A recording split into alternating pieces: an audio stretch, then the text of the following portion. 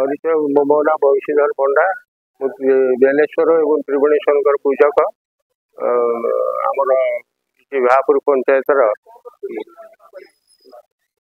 चोरी कौन सका आसला बेलू कटर काटिक मंदिर ग्रिल की सब कटर काटिक तीन दीटा भितर आमर जो चलती प्रतिमा चंद्रशेखर पार्वती थिले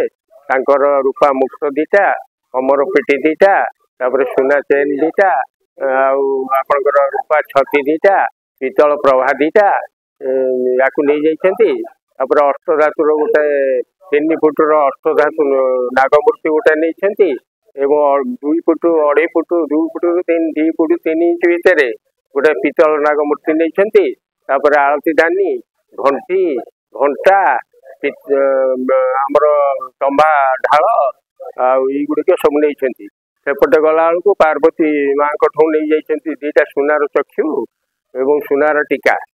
ताकू ताड़ी नहीं जाइछन्ति नहीं जाइछन्ति तापर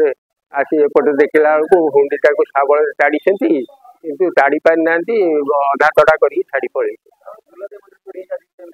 हाँ आज से दुला बियानपाड़ा